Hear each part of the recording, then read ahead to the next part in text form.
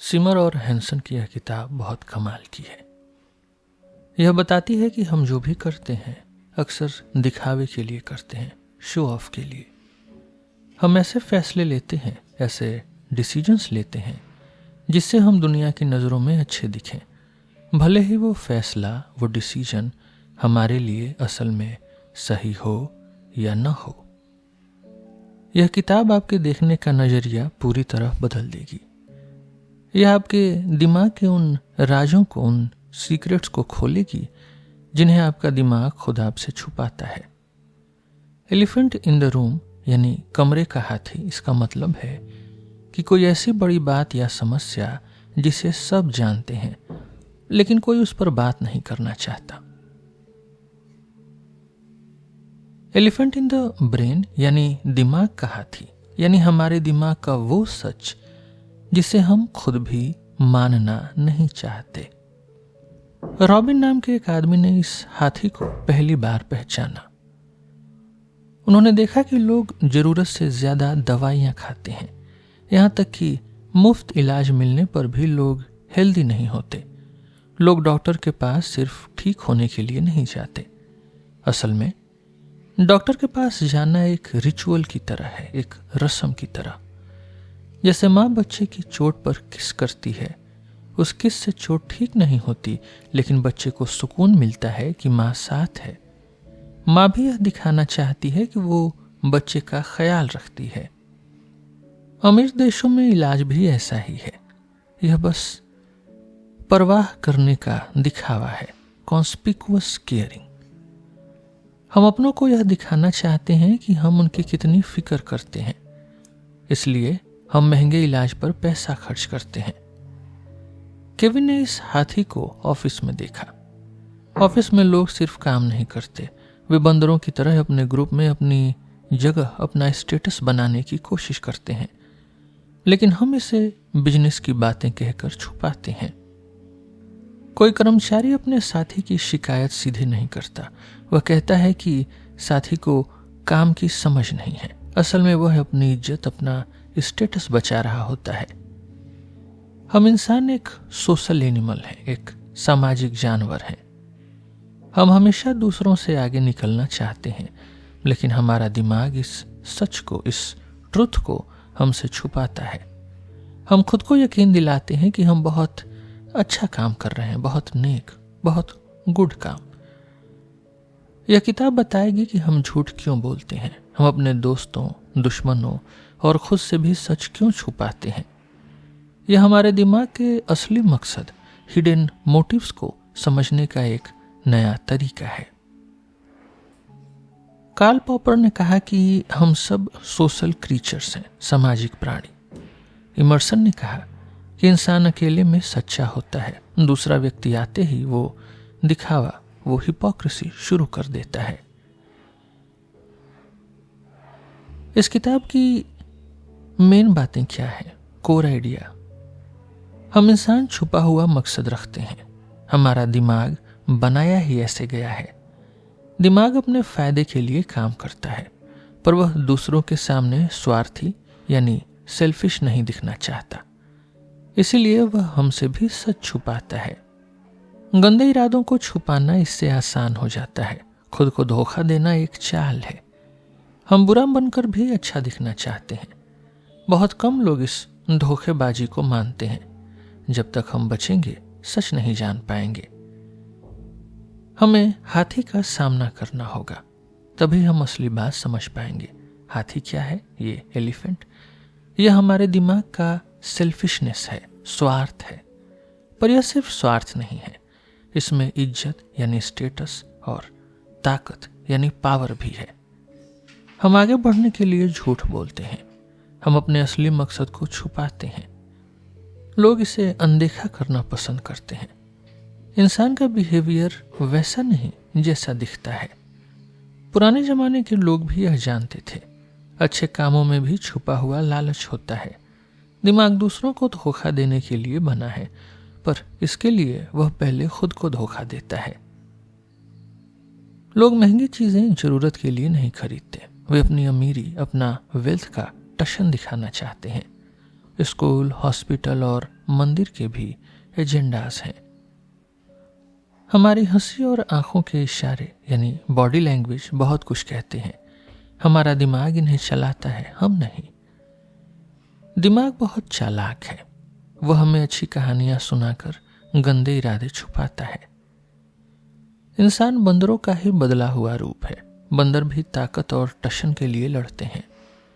School और hospital अपने काम में अक्सर फेल होते हैं क्योंकि उनके असली मकसद कुछ और होते हैं। स्कूल सिर्फ पढ़ाई के लिए नहीं है, वहां ग्रेड और ठप्पा पाना जरूरी है, क्रेडेंशियल। आर्ट सिर्फ ब्यूटी के लिए नहीं है, यह बड़े लोगों से जुड़ने का तरीका है। धर्म यानी रिलीजन सिर्फ भगवान पर यकीन नहीं है, यह समाज को जोड़ने का दिखावा है। हमारी संस्थाएं, हमारे इंस्टीट्यूशंस बहुत पैसा बर्बाद करती हैं। अरबों रुपए सिर्फ दिखावे में जलते हैं, शोइंग ऑफ में। अगर सच जान ले तो रिफॉर्म कर सकते हैं, इससे हमारी जिंदगी और बेहतर होगी। लेकिन एक चेतावनी है, सच जानना कभी कभी डरावना हो सकता है। खुद को धोखा देना कभी कभी फायदे का होता है। यह आपको बुरा दिखने से बचाता है, पर हम आपको सच दिखाना चाहते हैं। जैसे फिल्म मैट्रिक्स में 2 गोलियां थी, नीली गोली ब्लू पिल मतलब पुरानी झूठी दुनिया, लाल गोली यानी रेड पिल मतलब कड़वा सच। हम लाल गोली रेड पिल को चुनते हैं। इंसान के उलझी हुई जिंदगी को समझने से पहले चलिए जानवरों को देखते हैं। इंसान भी एक तरह का जानवर ही है। हम जानवरों और पेड़ों से बहुत कुछ सीख सकते हैं। जानवरों को समझना आसान है क्योंकि हम उनके बारे में पहले से कुछ नहीं सोचते। यह हमारे लिए एक प्रैक्टिस की तरह है। हम जानवरों के 2 अजीब बिहेवियर को देखेंगे। ऊपर से देखने में वे बहुत सीधे लगते हैं, लेकिन गहराई में जाने पर पता चलता है कि मामला बहुत उलझा हुआ है। जानवर हमारी तरह माइंड गेम्स नहीं चलते, दिमाग की चालें नहीं चलते, फिर भी उनके काम करने का तरीका काफी गहरा होता है। बंदरों और चिंपैंजी के शरीर पर बहुत घने बाल होते हैं। अगर वे सफाई न करें तो बालों में धूल और कीड़े भर जाते हैं। बंदर अपनी आधी बॉडी खुद साफ कर सकते हैं, पर अपने पीठ और सिर को वे खुद साफ नहीं कर पाते। इसके लिए उन्हें दोस्तों की मदद चाहिए होती है। इसे सोशल ग्रूमिंग कहते हैं। एक बंदर अपनी पीठ आगे करके बैठता है, दूसरा बंदर उसके बालों को ध्यान से देखता है। वह उंगलियों से कचरा और कीड़े निकालता है। यह काम बहुत ध्यान और मेहनत वाला है। अगर हम उस बंदर से पूछें कि वह क्या कर रहा है तो वह शायद कहेगा, मैं अपने दोस्त की पीठ साफ कर रहा हूं। वह यह भी कह सकता है, आज मैं उसकी पीठ साफ करूंगा तो कल वह मेरी करेगा। ऊपर से देखने में यह सिर्फ सफाई का काम लगता है, पर सच कुछ और ही है। इसके पीछे कुछ हैरान करने वाली बातें हैं। बंदर सफाई के लिए जरूरत से कहीं ज्यादा समय खर्च करते हैं। कुछ बंदर अपने दिन का 17% हिस्सा सफाई में बिताते हैं। यह बहुत ज्यादा है। बंदर अपनी खुद की सफाई कम करते हैं और दूसरों की ज्यादा। अगर मकसद सिर्फ सफाई होता तो वे खुद को ज्यादा साफ करते। बड़े शरीर वाले बंदरों के बाल ज्यादा होते हैं, पर वे सफाई में छोटे शरीर वालों से ज्यादा समय नहीं बिताते। तो फिर असली बात क्या है? एक्सपर्ट्स कहते हैं कि यह सिर्फ सफाई नहीं, राजनीति है, पॉलिटिक्स। एक दूसरे की सफाई करके बंदर दोस्त और साथी यानी अलायंसेस बनाते हैं। यह दोस्ती उन्हें दूसरी मुश्किलों में काम आती है। सफाई करने वाला कहता है, मैं अपना कीमती समय तुम्हें दे रहा हूं। सफाई करवाने वाला कहता है, मुझे तुम पर भरोसा है। साथ समय बिताने से उनकी टीम मजबूत होती है। दुश्मन कभी एक दूसरे की सफाई नहीं कर सकते। यही वजह है कि हाई स्टेटस वाले बंदरों की सफाई ज्यादा होती है। छोटे बंदर बड़े बंदरों की सफाई करते हैं ताकि उन्हें फायदा मिल सके। बदले में उन्हें खाना मिलता है या लड़ाई में बड़े बंदर का साथ मिलता है। ग्रुप जितना बड़ा होगा उतनी ही ज्यादा पॉलिटिक्स होगी। इसलिए बड़े ग्रुप वाले बंदर सफाई में ज्यादा समय बिताते हैं। बंदरों को यह सब पता नहीं होता, वे बस अपनी नेचुरल इंस्टिंक्ट पर चलते हैं। उन्हें एक दूसरे की सफाई करने में मजा आता है। अब एक चिड़िया की बात करते हैं जिसका नाम अरेबियन बैबलर है। यह रेगिस्तान में रहने वाली एक छोटी भूरी चिड़िया है। यह चिड़िया 3 से 20 के ग्रुप में रहती हैं, 3 to 20 के ग्रुप में। ये मिलकर अपने पेड़ों और झाड़ियों की रक्षा करती हैं। ग्रुप से बाहर निकाली गई चिड़िया की जान को बहुत खतरा होता है। इन चिड़ियों की जिंदगी बहुत इंटरेस्टिंग है। इनमें स्टेटस यानी रुतबे का बहुत ख्याल रखा जाता है। ग्रुप का सबसे बड़ा चिड़िया जो अल्फा है, वो छोटे वालों पर हुक्म चलाता है। ये चिड़िया एक दूसरे की बहुत मदद करती हैं। ये एक दूसरे को खाना खिलाती हैं और दुश्मनों से लड़ती हैं। जब बाकी चिड़िया खाना ढूंढ रही होती हैं तो एक चिड़िया गार्ड बनकर ऊपर बैठती है। वह दुश्मनों पर नजर रखती है। पहली नजर में यह बहुत नेक काम लगता है, एल्ट्रुइज्म। गार्ड बनने वाली चिड़िया खुद खाना नहीं खा पाती, वह अपनी जान जोखिम में डालती है, पर यह काम उतना सेल्फलेस नहीं है, उतना निस्वार्थ नहीं है जितना दिखता है। ये चिड़िया मदद करने के लिए एक दूसरे से कंपटीशन करती हैं। कभी कभी बड़ा चिड़िया छोटे चिड़िए के मुंह में जबरदस्ती खाना ठूंस देता है। जब कोई छोटी चिड़िया गार्ड की नौकरी कर रही होती है तो बड़ी चिड़िया उसे भगाकर खुद वहां बैठ जाता है। अगर मकसद सिर्फ मदद करना है तो वे एक दूसरे से लड़ क्यों रहे हैं? सच तो ये है कि मदद करने से उन्हें प्रेस्टीज मिलती है, उन्हें इज्जत मिलती है। जिसकी इज्जत ज्यादा होती है, जिसकी स्टेटस ज्यादा होती है, उसे 2 बड़े फायदे मिलते हैं। पहला, उसे फीमेल के साथ रहने का ज्यादा मौका मिलता है। दूसरा, उसे ग्रुप से बाहर निकाले जाने का खतरा कम होता है। मदद करके चिड़िया यह दिखाती है कि वह कितनी ताकतवर है, कितनी फिट है। जो चिड़िया ज्यादा मदद करती है उसका स्टेटस बढ़ जाता है, इसलिए वे दूसरों की मदद करने के लिए लड़ते हैं। जो ऊपर से त्याग दिखता है, जो ऊपर से सैक्रिफाइस दिखता है, वह असल में अपना फायदा है, वो सेल्फ इंटरेस्ट है। इन एग्जाम्पल से हमें क्या सीख मिली? जानवरों का काम हमेशा वैसा नहीं होता जैसा दिखता है। ऊपर का कारण कुछ और होता है और असली मकसद, हिडन मोटिव्स कुछ और। इंसानों के साथ भी ऐसा ही है। वोट देना या आर्ट बनाना इतना सीधा काम नहीं है। जानवरों में ये मकसद छुपे हुए नहीं होते, वे बस अपने नेचर के हिसाब से काम करते हैं। वे कोई दिमागी खेल नहीं खेल रहे। इंसानों के मामले में ये बात थोड़ी अलग है। हम अपना सच इसलिए छुपाते हैं क्योंकि दूसरे हमें जज करते हैं। जब हमें पता होता है कि कोई हमें देख रहा है तो हम खुद को धोखा देने लगते हैं, सेल्फ डिसेप्शन करने लगते हैं, ताकि हम दूसरों को बेहतर ढंग से उल्लू बना सकें। हमें अपनी सोच को और गहराई से देखना होगा। हमें यह समझना होगा कि हमारा दिमाग, हमारा ब्रेन किस काम के लिए बना है। इसके लिए हमें इवोल्यूशन के बारे में यानी विकास के बारे में समझना होगा। इंसान एक बहुत ही अजीब किस्म का जीव है। हमारे शरीर पर बाल नहीं है, हम 2 पैरों पर चलते हैं, हम नाचते हैं और गाना गाते हैं। हमारे बच्चे बहुत कमजोर पैदा होते हैं, पर हमारा सबसे खास गुण हमारा दिमाग है। इंसान का दिमाग, हमारा ब्रेन, शरीर के हिसाब से बहुत बड़ा है, इसीलिए हम बहुत समझदार हैं, हम इंटेलिजेंट हैं। पर हमारा दिमाग इतना बड़ा और तेज क्यों हुआ? वैज्ञानिक अक्सर वही सच ढूंढते हैं जो अच्छा लगे। हम खुद को बहुत नेक, बहुत गुड दिखाना चाहते हैं। हम सोचते हैं कि दिमाग दूसरों की मदद के लिए बढ़ा। इसे मिलकर काम करना कहते हैं, कोऑपरेशन, जैसे साथ शिकार करना या आग जलाना। पर एक दूसरा सच भी है जो थोड़ा कड़वा है। शायद हमारा दिमाग कंपटीशन की वजह से बढ़ा। यह कंपटीशन नेचर से नहीं, आपस में था। एक इंसान का दूसरे इंसान से कंपटीशन, इसमें एक का फायदा और दूसरे का नुकसान होता है। हमें खेल कूद में कंपटीशन पसंद है, पर असल जिंदगी का कंपटीशन हमें बुरा लगता है, जैसे प्यार के लिए लड़ना या ऑफिस की पॉलिटिक्स।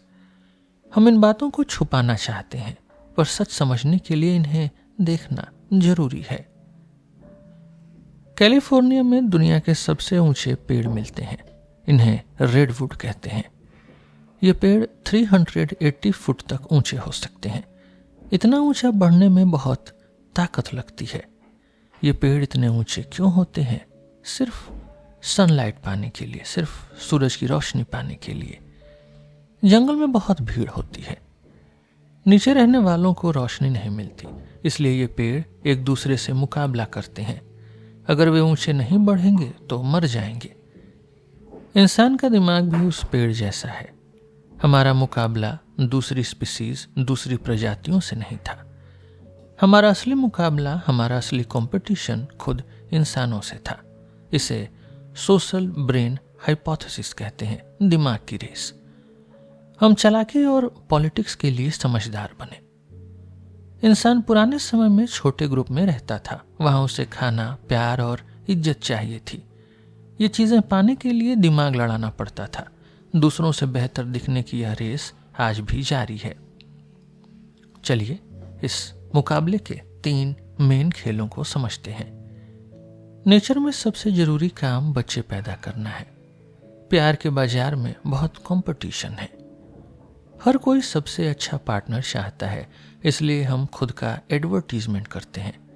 जैसे मोर अपने पंख फैलाकर खुद को अच्छा दिखाता है, वैसे ही इंसान आर्ट, म्यूजिक और चुटकुलों का इस्तेमाल करता है। ये सब दिखाने के तरीके हैं कि हमारे पास अच्छे जीन्स हैं, अच्छे गुण हैं। दूसरा, सोशल स्टेटस, समाज में इज्जत, यानी आपका रुतबा। जिसका रुतबा बड़ा, जिसका स्टेटस बड़ा, उसे उतनी ज्यादा सुविधा मिलेगी। स्टेटस पाने के 2 तरीके होते हैं। पहला डोमिनेंस और दूसरा प्रेस्टीज। डोमिनेंस यानी धौंस जमाना, ताकत से दूसरों को डराना, जैसे कोई गुंडा। दूसरा है इज्जत कमाना, यानी प्रेस्टीज, अपने स्किल से, अपने हुनर से लोगों का दिल जीतना। प्रेस्टीज एक तरह की नीलामी जैसा है। अगर आप मजेदार, समझदार और अच्छे हैं तो लोग आपसे जुड़ना चाहेंगे, आपकी कीमत बढ़ जाएगी। हर कोई अपनी यह कीमत बढ़ाने में लगा है, भले ही इसके लिए उसे अपने दोस्त से जलन ही क्यों न हो। और तीसरा है राजनीति, यानी पॉलिटिक्स। हम ग्रुप में रहकर अपनी ताकत बढ़ाते हैं। किसे अपना दोस्त बनाना है और किसे धोखा देना है, यह सब दिमाग का बहुत कॉम्प्लेक्स काम है। ये पॉलिटिक्स है। हम हमेशा ऐसे ग्रुप से जुड़ना चाहते हैं जो जीत रहा हो। यह सब बातें सुनने में शायद बुरी लगे, पर यही इंसान होने का असली सच है। हमारा दिमाग बनाया ही ऐसे गया है ताकि हम दूसरों को पछाड़कर उनसे कम्पीट करके आगे बढ़ सकें। एरिस्टोटल ने कहा था कि इंसान एक पॉलिटिकल एनिमल है, एक राजनीतिक जानवर है। पर सिर्फ हम ही ऐसे नहीं हैं। चिंपैंजीज भी पॉलिटिकल एनिमल हैं। वे इंसानों की तरह ही पावर के लिए लड़ते हैं। बंदरों में सिर्फ स्ट्रांग होना काफी नहीं है, आपको टीम बनाना आना चाहिए। एक अकेला बंदर ज्यादा दिन राज नहीं कर सकता, उसे दोस्तों और साथियों की जरूरत होती है। जब 2 बंदर मिलकर किसी तीसरे को हराते हैं तो वह पॉलिटिक्स है, राजनीति। इंसान दुनिया में सबसे ज्यादा राजनीति करने वाला जीव है। हम हर जगह टीम बनाते हैं। सरकार में इसे पार्टियां कहते हैं, ऑफिस में इसे टीम कहते हैं, स्कूल में इसे दोस्तों का ग्रुप कहते हैं, यहाँ तक कि जेल में भी गैंग्स होते हैं। राजनीति सिर्फ लड़ाई झगड़ा नहीं है, इसमें हाथ मिलाना और गले मिलना भी शामिल है। राजनीति के 2 तरीके होते हैं। पहला डराना, यानी इंटिमिडेशन, अपनी ताकत से दूसरों को दबाना।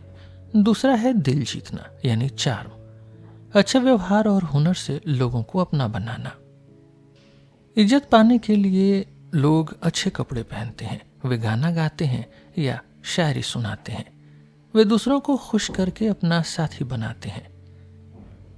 हम हमेशा दूसरों को जज करते रहते हैं, परखते रहते हैं। हम देखना चाहते हैं कि कौन अच्छा दोस्त बनेगा। इसके लिए हम इशारों यानी सिग्नल्स का इस्तेमाल करते हैं। एक ऑनेस्ट सिग्नल वह है जिसे नकल करना मुश्किल हो, जैसे शेर की दहाड़ उसके बड़े शरीर का सबूत है। एक चूहा वैसी आवाज नहीं निकाल सकता। इंसानों में भी काम बातों से ज्यादा सच बोलते हैं। किसी को थैंक यू कहना सस्ता है, पर उसे पैसे बढ़ा कर देना एक सच्चा इशारा है, एक अच्छा सिग्नल है। सच्चे दोस्त मुश्किल समय में हॉस्पिटल आकर अपना साथ, अपना लॉयल्टी को साबित करते हैं। कभी कभी हम जानबूझकर उल्टा इशारा देते हैं, जैसे पक्के दोस्त एक दूसरे को गाली देते हैं। वे ऐसा इसलिए कर पाते हैं क्योंकि उन्हें अपनी दोस्ती पर पूरा भरोसा होता है। एक नया दोस्त ऐसा करने की हिम्मत नहीं करेगा। रेडवुड के पेड़ सूरज की रोशनी के लिए बहुत ऊंचे बढ़ते हैं। अगर सब पेड़ छोटे रहने का फैसला कर लें तो सबका फायदा होगा, उनकी ऊर्जा, उनकी एनर्जी बचेगी। पर ऐसा नहीं होता। अगर एक पेड़ भी ऊंचा बढ़ा तो बाकी सब साए यानी शैडो में मर जाएंगे। इसलिए सब ऊंचा बढ़ने की रेस में लग जाते हैं। यह मुकाबला, यह कंपटीशन बहुत सारा रिसोर्सेस को बर्बाद करता है। इंसान भी अक्सर ऐसे ही बेकार की रेस में लगे रहते हैं, पर हम पेड़ों से अलग हैं। हम नियम बनाकर, हम नॉर्म से इस बर्बादी को रोक सकते हैं। हम मिलजुल कर इस मुकाबले को कम कर सकते हैं। मान लीजिए आप फिल्म की टिकट के लिए लाइन में खड़े हैं। अचानक कुछ लोग आपके आगे घुस जाते हैं। आपको तुरंत गुस्सा आता है, दिल तेज धड़कने लगता है, चेहरा लाल हो जाता है। आप सोचते हैं, क्या मैं इनसे लड़ूं या छोड़ दूं? आगे घुसने से आपकी जिंदगी नहीं बदल जाएगी, बस 1 मिनट की तो बात है। पर आपको लगता है उन्होंने धोखा दिया। आप खुद को दमने नहीं देना चाहते। इन्हीं कायदों को हम नियम कहते हैं, नॉर्म्स। ये समाज में रहने के तरीके हैं, ये रूल्स हैं। ये छोटे भी हो सकते हैं, जैसे पार्टी में क्या पहने। ये बड़े भी हो सकते हैं, जैसे देश के कानून। हम नियम इसलिए बनाते हैं ताकि सबका भला हो। इससे बेकार का मुकाबला, बेकार का कंपटीशन कम होता है और सब मिलकर काम कर पाते हैं। कोऑपरेशन होता है। इंसान हमेशा से ऐसे नहीं थे। खेती शुरू होने से पहले हम शिकारी थे। हम 20 से 50 लोगों के छोटे ग्रुप में रहते थे। हमारे एंसेस्टर्स एक दूसरे पर बहुत डिपेंडेंट थे। अकेले रहने का मतलब था मौत। सब मिलकर खाना ढूंढते और बांटते थे।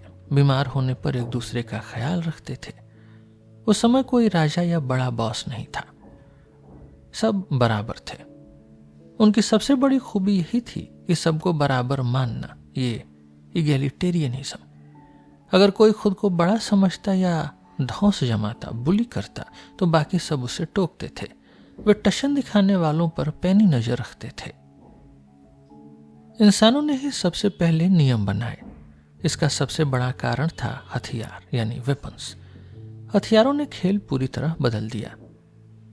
एक पत्थर या भाले से कमजोर इंसान भी ताकतवर को मार सकता था। अब सिर्फ शरीर की ताकत काम नहीं आती थी।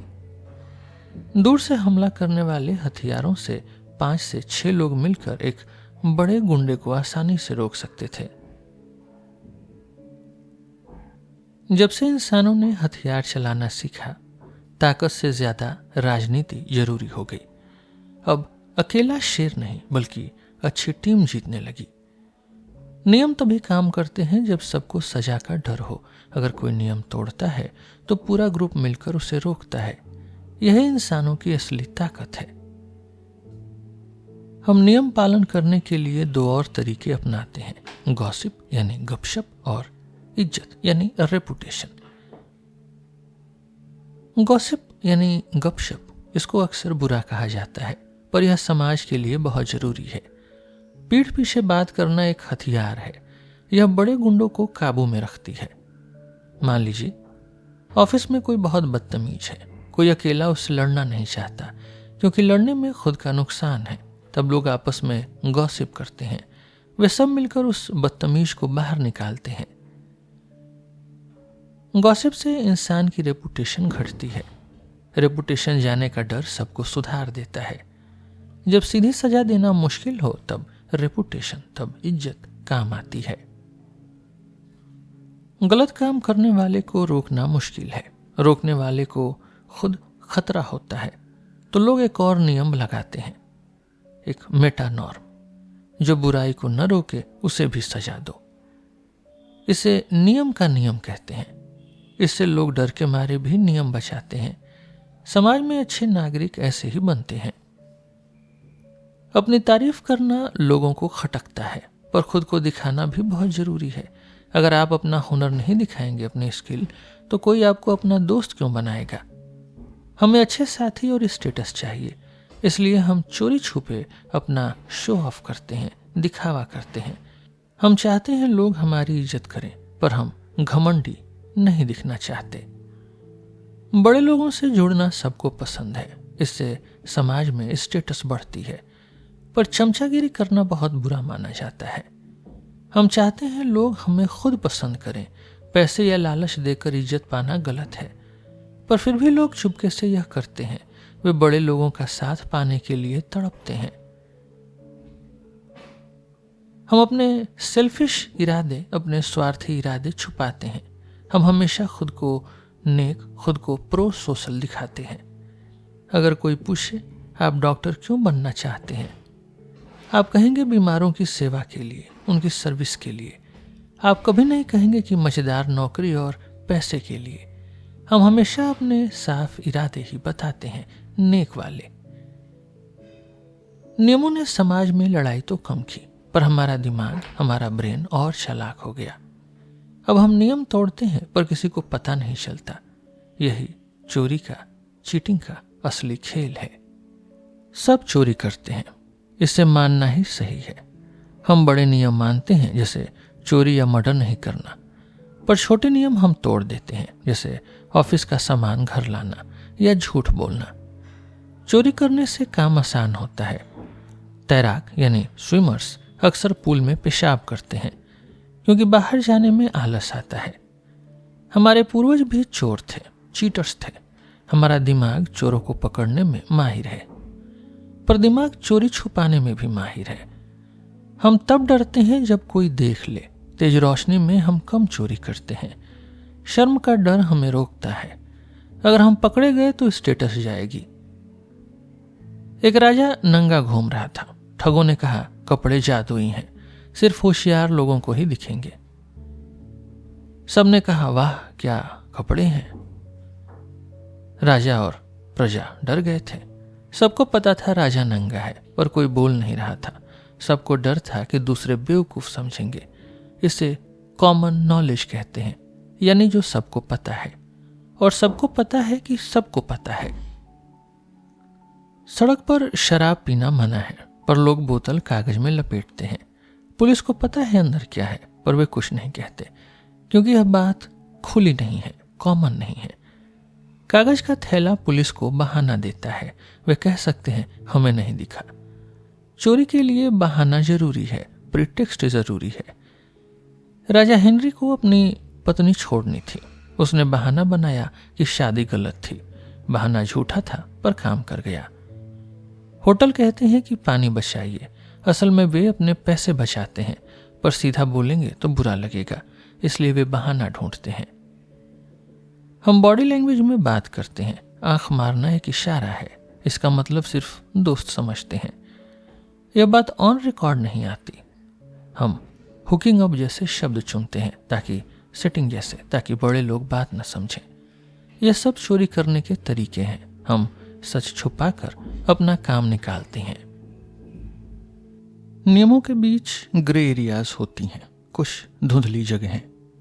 चोर इसी जगह का फायदा उठाते हैं। जैसे टीवी पर कुछ गंदे शब्द मना है, पर कलाकार उन्हें घुमा फिरा कर कह देते हैं। हम भी ऑफिस में काम चोरी करते हैं। हम चुपके से फ्लर्ट भी करते हैं। हम बड़े सितारों के सीक्रेट्स देखते हैं। स्टीव जॉब्स बहुत गुस्से वाले थे। हम भी वैसे ही हैं, बस छोटे लेवल पर। हम अपनी तारीफ सीधे नहीं करते। हम अपना स्टेटस के लिए महंगी चीजें खरीदते हैं। हम दूसरों का काम बिगाड़ने की कोशिश करते हैं। हम अपने फायदे के लिए पॉलिटिक्स करते हैं, पर हम ये सब खुलेआम नहीं करते। हम अपने स्वार्थ को अच्छे इरादों में छुपाते हैं। नियमों को तोड़ने के लिए तेज दिमाग चाहिए। पकड़ने वाले और चोर के बीच एक रेस है। इसी वजह से हमारा दिमाग, हमारा ब्रेन इतना बड़ा हुआ। सांप और फूल भी धोखा देते हैं। धोखा देना इंसान का नेचर है। इससे हमें बिना मेहनत के फायदे मिलते हैं, पर हम खुद को भी धोखा देते हैं। हम सेल्फ डिसेप्शन करते हैं। हमारा दिमाग सच को इग्नोर कर देता है। हम अपनी गंदी यादों को भुला देते हैं।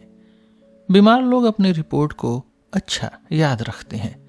सिगरेट पीने वाले उसकी बीमारियों को नहीं सुनना चाहते। पुरानी सोच कहती है कि यह खुद को बचाना है, यह डिफेंस है। हम दुख से बचने के लिए सच छुपाते हैं। फ्रॉयड ने कहा था कि यह एक तोहफा है, पर यह बहुत बेकार तरीका है। यह सर्दी में थर्मामीटर को गर्म करने जैसा है। थर्मामीटर गर्म होगा पर कमरा ठंडा ही रहेगा। झूठे नक्शे से जनरल कभी जंग नहीं जीतता। नई सोच कहती है, नया स्कूल ऑफ थॉट, कि यह मैनिपुलेशन है। यह दूसरों को उल्लू बनाने की स्ट्रेटेजी है। इंसान हमेशा दूसरों के साथ दिमागी खेल खेलता है। एक खेल है चिकन गेम। दो गाड़ियां आमने सामने तेज आती हैं। जो पहले मुड़ेगा वो हार जाएगा। अगर आप अपना स्टीयरिंग बाहर फेंक दें तो सामने वाला डरकर रास्ता छोड़ देगा। जानबूझकर अनजान बनना एक ताकत है। अगर आप कुछ नहीं जानते तो कोई दबाव नहीं डाल पाएगा। दूसरों को धोखा देने के लिए खुद को धोखा देना, सेल्फ डिसेप्शन, जरूरी है। यही दिमाग का सबसे बड़ा और जीत वाला खेल है। हम अपने ही झूठी बातों पर यकीन क्यों करते हैं? झूठ बोलना बहुत मुश्किल काम है। झूठ बोलने में दिमाग बहुत थक जाता है। पुराने झूठ याद रखने पड़ते हैं। अगर आप सच बोलेंगे तो कुछ याद नहीं रखना पड़ेगा। पकड़े जाने का डर भी बहुत होता है। झूठ बोलते समय हमारा शरीर साथ नहीं देता। दिल तेज धड़कता है और पसीना आता है। आवाज कांपती है और चेहरा लाल हो जाता है। दूसरों को यकीन दिलाने का बेस्ट तरीका है खुद यकीन करना। अगर आप खुद मान लेंगे तो दूसरे भी मानेंगे। दूसरे लोग बेवकूफ नहीं हैं। वे आपकी आंखों और चेहरों को गौर से देखते हैं। इसलिए दिमाग सच को खुद से भी छुपा लेता है। खुद को धोखा देने के 4 तरीके हैं, 4 मेथड्स। पहला, पागल आदमी, द मैडमैन। वह कहता है मैं यह काम करके रहूंगा। इससे दुश्मन डरकर पीछे हट जाता है। खिलाड़ी अपनी थकान छुपाने के लिए यह करते हैं। दूसरा है द लॉयलिस्ट, वफादार साथी। दोस्ती निभाने के लिए हम गलत बात मान लेते हैं। दोस्त की गलत कहानी पर भी यकीन कर लेते हैं। यह वफादारी या लॉयलिटी दिखाने का एक तरीका है। तीसरा है उत्साह बढ़ाने वाला, द चीयर लीडर। हम खुद को बहुत अच्छा समझते हैं ताकि दूसरे भी हमें वैसा ही समझें, जैसे कोई नेता अपनी जीत का पक्का भरोसा दिखाता है। चौथा है धोखेबाज, द चीटर।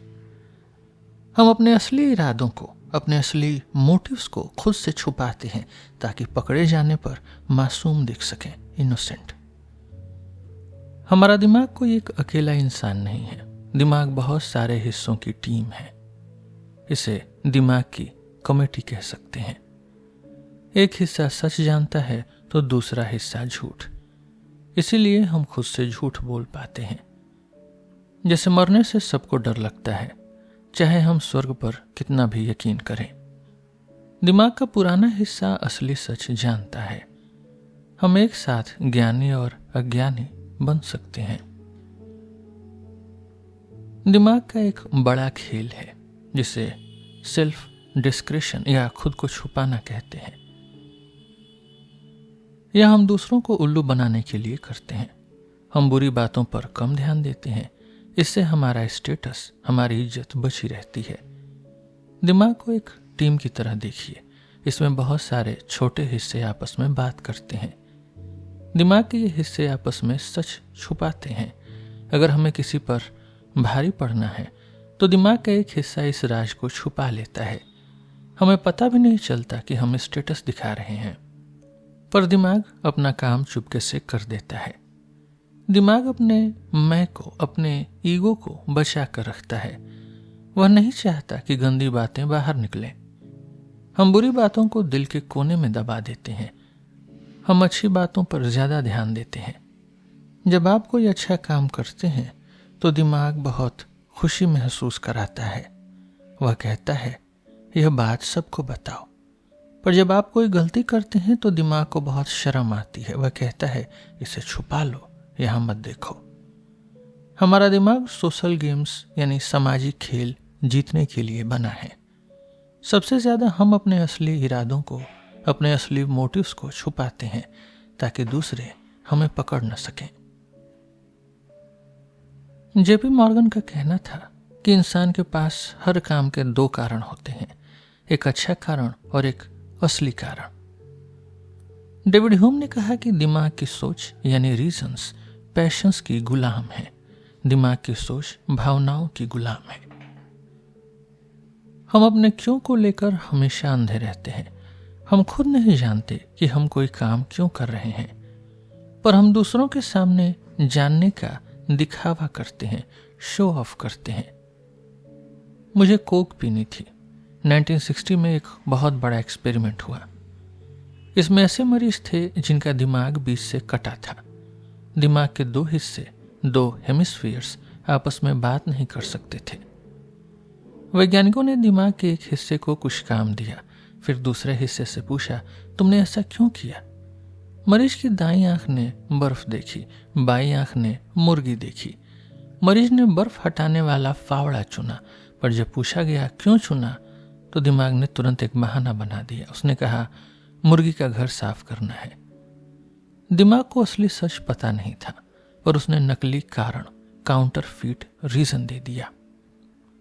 दिमाग कहानियां बनाने में एक्सपर्ट है। इन्हें रेशनलाइजेशन यानी बहाना बनाना कहते हैं। यह जानबूझकर बोला गया झूठ नहीं है। दिमाग को खुद लगता है कि वह सच बोल रहा है।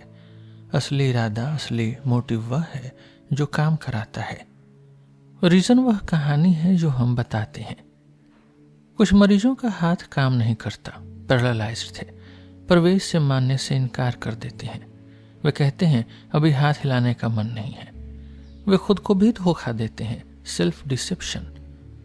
हम भी हर दिन ऐसे ही बहाने बनाते हैं। दिमाग का एक खास हिस्सा होता है, इसे कहानी बनाने वाला कहते हैं, इंटरप्रेटर मॉड्यूल। इसका काम हमारी हरकतों का मतलब निकालना है, चाहे सच पता हो या नहीं, यह कहानी जरूर बनाएगा। वैज्ञानिक इसे प्रेस सेक्रेटरी कहते हैं। प्रेस सेक्रेटरी किसी नेता के प्रवक्ता जैसा है, किसी नेता के स्पोक्स पर्सन जैसा।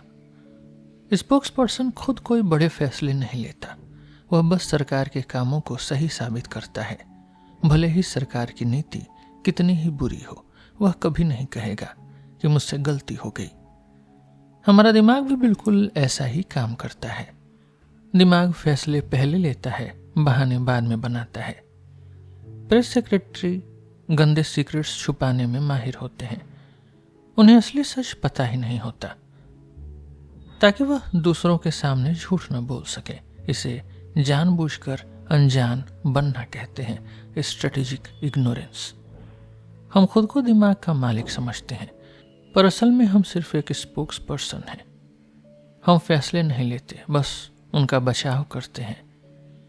आप अपने दिमाग के राजा नहीं हैं, आप बस राजा के फैसलों की तारीफ करते हैं। वैज्ञानिकों ने इसे साबित करने के लिए एक्सपेरिमेंट्स किए। लोगों को 3 एक जैसे वॉशिंग पाउडर दिए।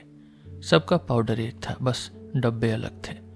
लोगों ने पीले और नीले डब्बे को सबसे अच्छा बताया, पर उन्होंने बहाना सफाई का बनाया। उनका प्रेस सेक्रेटरी नकली कारण बना रहा था।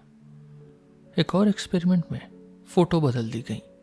लोगों ने जिस लड़की को नहीं चुना उसकी तारीफ की। उन्होंने बहाने बनाए कि वह क्यों सुंदर है। उन्हें पता भी नहीं चला कि वे गलत हैं। हमारा प्रेस सेक्रेटरी दुनिया को चकमा देने में एक्सपर्ट है। हम अपने दिमाग के लिए अजनबी ही रहते हैं, स्ट्रेंजर्स ही।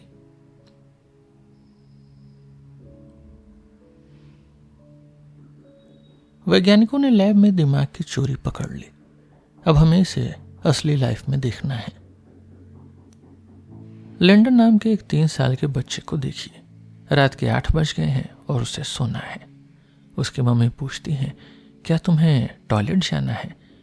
लिंडन ना बोलता है और सो जाता है। 5 मिनट बाद वह चिल्लाता है, मम्मी पॉटी आई है। वह ऐसा बार बार करता है। असल में उससे पॉटी नहीं आई है, वह बस अभी सोना नहीं चाहता। वह पॉटी शब्द को एक बहाने की तरह यूज कर रहा है। यह एक नकली कारण है। बड़े लोग इस काम में और भी एक्सपर्ट होते हैं। बड़ों का प्रेस सेक्रेटरी बहुत चालाक होता है। वे ऐसे बहाने बनाते हैं जो सच लगते हैं। उन्हें पकड़ना नामुमकिन जैसा है। रॉबिन अपनी जिंदगी का एक उदाहरण देते हैं। वह कहते हैं कि उन्हें दुनिया में ज्ञान फैलाना है, पर जब कोई उनकी बात बिना नाम लिए बताता है तो उन्हें बुरा लगता है। अगर मकसद सिर्फ ज्ञान फैलाना होता तो उन्हें खुशी होनी चाहिए थी, पर असल में उन्हें अपनी इज्जत की ज्यादा फिक्र थी। केविन को पेट की एक बीमारी थी। पहले वह किसी को इसके बारे में नहीं बताते थे। उन्होंने बहाना बनाया कि वह प्राइवेट पर्सन है, पर जब उन्होंने अच्छी डाइट शुरू की तो वह सबको बताने लगे। अब उन्हें अपनी अच्छी डाइट पर टशन दिखाना था। उनकी प्राइवेसी अब मायने नहीं रखती थी। हम अक्सर आधी अधूरी सच्चाई बताते हैं। हम अपने अच्छे मकसद को चुनकर बताते हैं और गंदे इरादों को छुपा लेते हैं। कुछ और एग्जाम्पल सुनिए। मम्मी पापा बच्चों को जल्दी सुलाते हैं। वे कहते हैं यह बच्चे की हेल्थ के लिए अच्छा है, पर असली बात यह है कि उन्हें 1-2 घंटे शांति चाहिए। हम किसी काम को मना करने के लिए बहाने बनाते हैं। हम कहते हैं मेरी तबीयत ठीक नहीं है या मैं बिजी हूं, पर सच यह होता है कि मेरा मन नहीं है। लोग इंटरनेट से फिल्में या गाने चोरी करते हैं। वे कहते हैं बड़ी कंपनियां वैसे भी बहुत पैसा कमाती हैं, पर वे दुकान से सीडी चोरी करने की हिम्मत नहीं करते, क्योंकि इंटरनेट पर उन्हें पकड़े जाने का डर नहीं होता। हम हमेशा अपने अच्छे इरादों को बढ़ा चढ़ाकर बताते हैं और अपने सेल्फिश इरादों को दबा देते हैं। अभी तक हमने सिर्फ थियरी पढ़ी। अब हम देखेंगे कि समाज में यह सब कैसे होता है। बच्चे स्कूल में हजारों घंटे बोलकर बात करना सीखते हैं। वे सुनना, बोलना, पढ़ना और लिखना सीखते हैं। वे अपने विचार बताना और दूसरों को समझना सीखते हैं, पर उन्हें शरीर के इशारे, बॉडी लैंग्वेज समझना नहीं सिखाया जाता। लोग कहते हैं 90% बातें नॉन वर्बल होती हैं। यह बात पूरी तरह सच नहीं है, पर बॉडी लैंग्वेज हमारे लिए बहुत जरूरी है। शरीर हमारे इमोशंस के बारे में बहुत कुछ बताता है, जैसे शांति और चिंता, खुशी और बोरियत, स्टेटस और लॉयल्टी। ये भी शरीर से पता चलती है। हम प्यार और दोस्त भी शरीर के इशारों से ही ढूंढते हैं। इसमें चेहरे के हाव भाव यानी फेशियल एक्सप्रेशंस और आंखों का व्यवहार आता है। आवाज का टोन और बैठने का तरीका भी इसमें शामिल है। स्टडी कहती है कि जो बच्चे चेहरे पढ़ते हैं वे ज्यादा पॉपुलर हैं, पर फिर भी यह बात स्कूल में नहीं पढ़ाई जाती। हम बिना सोचे समझे अपने शरीर से बातें करते हैं। हम चेहरे से इशारे करते हैं और सही मौके पर हंसते हैं। हम आंखों से संपर्क बनाते हैं और तोड़ते हैं। यह सब अपने आप होता है, ऑटोमेटिक। यह हमारे दिमाग की सोच के बाहर होता है। हमें यह सब अपने आप होना ही पसंद है। सोच समझकर किया गया इशारा नकली लगता है, जैसे कोई दुकानदार जबरदस्ती आपका कंधा थपथपाए। हमें दूसरों के शरीर के इशारे भी पूरी तरह समझ नहीं आते। हमें बस एक फीलिंग होती है कि कोई हमें पसंद नहीं करता, पर हम पक्का रीजन बता नहीं पाते कि ऐसा क्यों लग रहा है। चार्ल्स डार्विन ने भी इस पर गौर किया था। हम दूसरों के इशारे बिना सोचे ही समझ लेते हैं। हम इन इशारों को लेकर, हम इन सिग्नल्स को लेकर अंधे क्यों हैं? दिमाग की सोच बहुत धीमी है। हमारी कॉन्शियसनेस काफी स्लो है। दुश्मन के हमले पर शरीर को तुरंत भागना होगा। देर हुई तो जान भी जा सकती है। हम एक साथ बहुत सारी चीजों पर ध्यान नहीं दे सकते, पर हमारा प्रेस सेक्रेटरी शरीर के सच को छुपाता है। हम जानबूझकर शरीर के इशारों यानी बॉडी लैंग्वेज को अनदेखा करते हैं, क्योंकि शरीर हमारे स्वार्थी और गंदे मोटिव्स को खोल देता है। हमारा असली जानवर वाला स्वभाव बाहर आ जाता है। सिग्नल वह है जिससे हम दूसरों का व्यवहार बदलते हैं, जैसे मोर पंख फैलाकर अपनी सेहत दिखाता है। संकेत यानी क्यू वह जानकारी है जो हम छुपाना चाहते हैं, जैसे झूठ बोलते समय हथेलियों पर पसीना आना या घबराहट में अपनी गर्दन रगड़ना। बॉडी लैंग्वेज बातों से ज्यादा सच्चे होते हैं। बातों का कोई खास आधार नहीं होता। शुक्रिया को थैंक यू या कुछ भी कह सकते हैं, पर बॉडी लैंग्वेज का सीधा मतलब होता है, सीधा फंक्शन होता है। इंटरेस्ट होने पर हम आंखें फाड़ कर देखते हैं, बोर होने पर हम अपनी नजरें हटा लेते हैं। बातों से झूठ बोलना आसान है, पर शरीर से झूठ बोलना बहुत मुश्किल है। ऑनेस्ट सिग्नल वह है जिसे नकली बनाना महंगा हो, जैसे मजबूत कोआला गहरी आवाज निकालता है, कमजोर कोआला वैसी आवाज नहीं निकाल सकता। इंसान लाखों सालों से बच्चे पैदा कर रहे हैं। बात करना सीखने से पहले ही हम यह जानते थे। प्यार के खेल में शरीर के इशारे बहुत जरूरी हैं। फ्लर्ट करना और लुभाना, फ्लर्टिंग और सिडक्शन बिना बोले होता है। हर समाज में शर्म यानी मॉडेस्टी का नियम होता है। हम खुलेआम प्यार का इजहार नहीं करते। हम अपनी निजी बातें, प्राइवेट लाइफ छुपा कर रखते हैं। लोग एक दूसरे के पार्टनर पर नजर रखते हैं, इसलिए हम चुपके से फ्लर्ट करना जानते हैं। एग्जाम्पल है, एलिसन और बेन एक बार में मिले। वे एक दूसरे को पसंद करते हैं। वे बिना बोले अपना मोटिव कैसे बताएंगे? वे आंखों से बातें करते हैं। देर तक देखना मतलब मुझे तुम पसंद हो। आंखों के इशारे दूसरों को आसानी से नहीं दिखते। बातचीत से ज्यादा शरीर का करीब आना मायने रखता है। वे एक दूसरे की तरह बैठने लगते हैं। वे धीरे धीरे एक दूसरे को छूने लगते हैं। कंधे या हाथ को छूना भरोसे का संकेत है। डांस करना भी शरीर के तालमेल का एक तरीका है। कभी कभी हम जानबूझकर भाव खाते हैं। हम अपने असली इरादे, अपने असली इंटेंशंस को छुपाते हैं। जलन भी इंसानों में हर जगह मिलती है। पार्टनर का हाथ पकड़ना एक इशारा है। यह दूसरों को बताता है कि यह मेरा पार्टनर है। पसीने की खुशबू, फेरोमोन्स भी प्यार में काम आती है। यह हमारे दिमाग को सिग्नल्स भेजती है। हमें पता भी नहीं चलता और हम खींचे चले जाते हैं। पॉलिटिक्स में भी शरीर के इशारे काम आते हैं। भरोसा और वफादारी, ट्रस्ट और लॉयल्टी शरीर से दिखती है। इससे हम अपनी टीम मजबूत बनाते हैं, पर हमें खुद नहीं पता होता कि हम क्या कर रहे हैं। बंदर एक दूसरे के बाल साफ करते हैं। इससे उनकी दोस्ती और टीम मजबूत होती है। इंसान भी एक दूसरे के बाल संवारते या गले मिलते हैं। हाथ मिलाना या कंधा थपथपाना भी वफादारी यानी लॉयल्टी का संकेत है।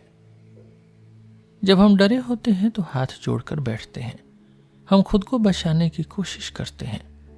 दोस्तों के बीच हम हाथ फैलाकर बैठते हैं। बिना कोट पहने बैठना मतलब मैं तुम्हारे लिए खुला हूं। आंखों से भी हम राजनीति यानी पॉलिटिक्स करते हैं। खतरा दिखने पर हम आंखें सिकोड़ लेते हैं, नैरो आइज करते हैं। मुश्किल समय में हम अपने नेता को देखते हैं। मीटिंग खत्म करना भी बॉस का एक इशारा होता है। हाथ मिलाना मतलब हम दोनों बराबर हैं। पुराने जमाने में लोग हाथ चूमते थे। इसका मतलब था मैं आपके नीचे हूं, मैं सबऑर्डिनेट हूं। राजा अपनी ताकत दिखाने के लिए हाथ चुमवाते थे। जब हम किसी की बुराई करते हैं तो हम धीरे बोलते हैं और पीछे मुड़कर देखते हैं। यह शरीर का इशारा है कि बात सीक्रेट है। मैं तुम पर भरोसा करके यह बता रहा हूं।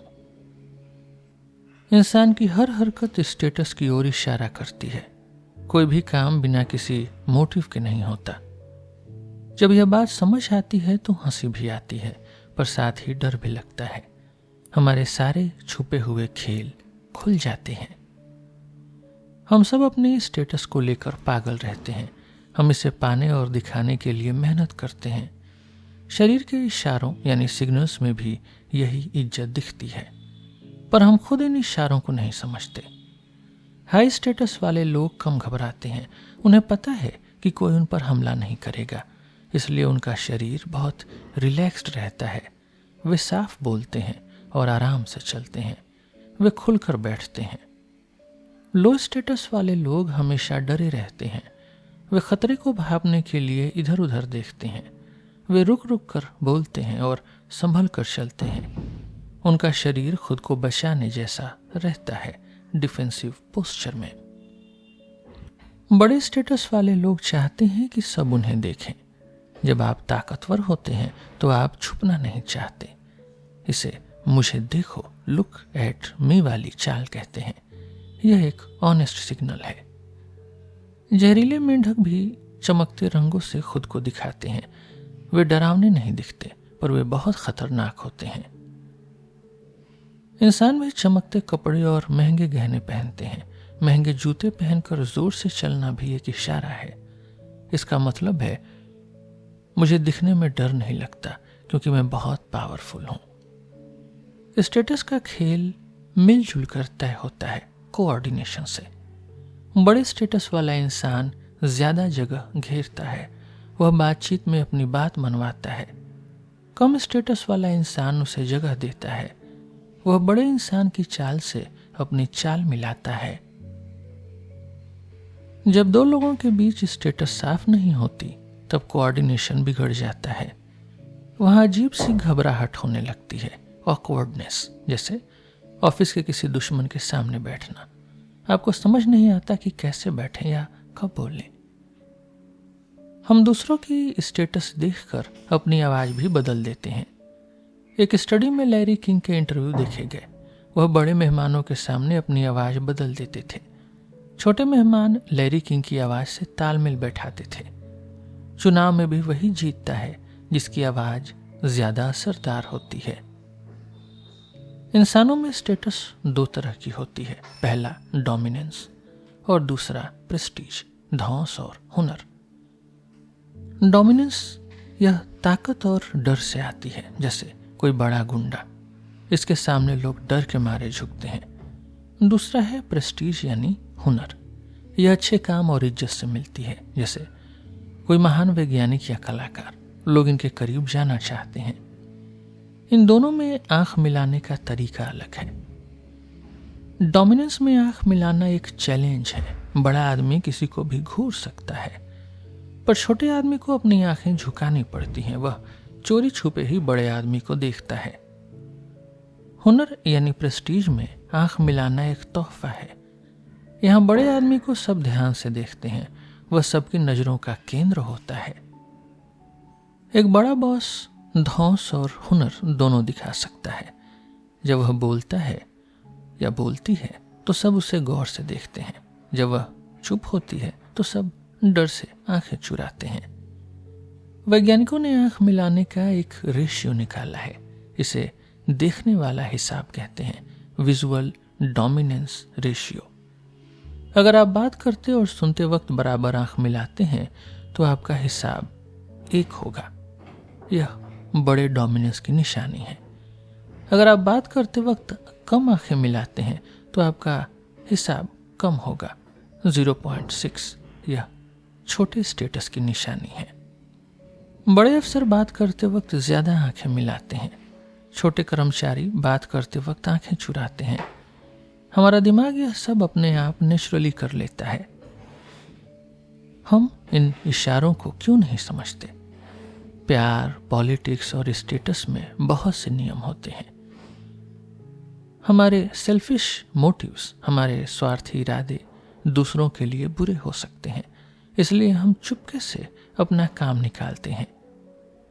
बॉडी लैंग्वेज बहुत उलझे हुए होते हैं। हम इशारों में वो बातें कह देते हैं जो बोल नहीं सकते। कोई नहीं कहता मैं यहां सबसे बड़ा हूं, पर वह सोफे पर फैल कर यह दिखा देता है। कोई नहीं कहता मैं तुम्हें पसंद करता हूं, पर वह मुस्कुराकर और छूकर यह बता देता है। पकड़े जाने पर वह इसे सिर्फ दोस्ती कह सकता है। इसे प्लॉजिबल डिनाइबिलिटी यानी मुकरने का बहाना कहते हैं। शरीर के इशारे पकड़े नहीं जाते, इसलिए हम इनका इस्तेमाल पॉलिटिक्स में करते हैं। पीटर ऑफिस में अपने दुश्मन को इग्नोर करता है, पर पूछने पर वह इसे पॉलिटिक्स मानने से मना कर देता है। हमारा प्रेस सेक्रेटरी इन इरादों को छुपाता है। वह खुद नहीं जानना चाहता कि हम क्या खेल रहे हैं। इससे झूठ बोलना और भी आसान हो जाता है। जब कोई हमारे इन इशारों को पकड़ लेता है तब हमें बहुत अजीब लगता है। हम अनकंफर्टेबल हो जाते हैं, क्योंकि हमारे पास छुपाने के लिए कुछ न कुछ जरूर होता है। इंसान बहुत ही अजीब होते हैं, बहुत स्ट्रेंज। हंसना हमारे सबसे अजीब कामों में से एक है। हम अचानक तेज आवाजें निकालने लगते हैं। हमारा शरीर, हमारी बॉडी हिलने लगती है। चेहरा अजीब बन जाता है, पर हमें इसमें बहुत मजा आता है, बहुत प्लेजर। हम हंसने के मौके ढूंढते हैं। हम दोस्तों को हंसी के आधार पर चुनते हैं। हंसना यानी लाफ्टर सबके अंदर पहले से होता है। बच्चा पैदा होते ही हंसना जानता है। वो बोलना सीखने से पहले हंसता है। अंधे और बहरे बच्चे भी हंसते हैं। पूरी दुनिया में हंसी एक जैसी लगती है। इसका कोई ट्रांसलेशन नहीं चाहिए। हंसना हमारे कंट्रोल में नहीं होता। दिमाग इसे अपने आप करता है। यह सांस लेने या पलक झपकने जैसा है। हंसी एक सोशल बिहेवियर है। हम दोस्तों से जुड़ने के लिए हंसते हैं। हम दुश्मनों का मजाक उड़ाने के लिए हंसते हैं, पर हम खुद नहीं जानते हम क्यों हंस रहे हैं। पुराने लोगों ने हंसी के अलग कारण बताए। पहला, दूसरों को नीचा दिखाना, सुपीरियॉरिटी थियरी। दूसरा, मन का तनाव यानी टेंशन दूर करना, यानी रिलीफ थियरी। और तीसरा, जब कुछ अनएक्सपेक्टेड हो जाए, यानी इनकॉन्ग्रुइटी थियरी। पर यह सब पूरी तरह सच नहीं है। हंसी एक गहरा सोशल ट्रूथ है। रॉबर्ट प्रोवाइन ने इंसानों को करीब से देखा। लोग अकेले में बहुत कम हंसते हैं। दोस्तों के साथ 30 टाइम्स ज्यादा हंसी आती है। हंसी एक आवाज है, एक साउंड, जैसे कुत्ता भौंकता है या चिड़िया गाती है। यह दूसरों को मैसेज देने के लिए है। हैरानी की बात है कि बोलने वाला ज्यादा हंसता है, सुनने वाला इंसान कम हंसता है। बंदर भी हमारी तरह ही हंसते हैं। चिंपैंजी और गोरिल्ला भी हंसी मजाक करते हैं। वे गुदगुदी करने पर हंसते हैं। वे एक दूसरे के साथ खेलते वक्त हंसते हैं। इससे पता चलता है कि हंसी बहुत पुरानी है। हंसी का असली मतलब है खेल, प्ले। हंसी बताती है कि हम सीरियस नहीं हैं। मैक्स ईस्टमैन ने एक बच्चे के साथ यह देखा। अगर आप डरावना चेहरा बनाकर हंसेंगे तो बच्चा भी हंसेगा, पर बिना हंसे डरावना चेहरा बनाएंगे तो वो रोएगा। हंसी एक सिग्नल है। यह कहती है कि डरो मत, हम बस खेल रहे हैं। जैसे कुत्ते खेलने के लिए झुक जाते हैं, बंदर खेलने के लिए अपना मुंह खोलते हैं, वैसे ही इंसान हंसकर अपना इरादा, अपना इंटेंट बताते हैं। हंसी एक भरोसा दिलाने का तरीका है।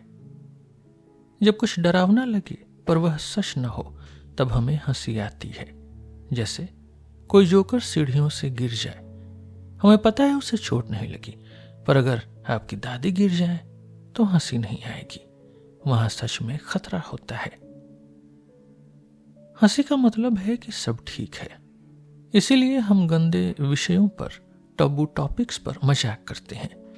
हम पॉलिटिक्स और रिलीजन पर हंसते हैं। हंसी हमें मुश्किल बातों में आराम देती है, पर हमारा दिमाग इस सच को छुपाता है ताकि हम मजे से अपना खेल जारी रखें। हंसी का असली मतलब हम नहीं जानते। दिमाग इसे हमसे छुपा कर रखता है ताकि दूसरों को पता न चले। हंसी एक जासूस की तरह है। यह हमारे रिश्तों की पोल खोलती है।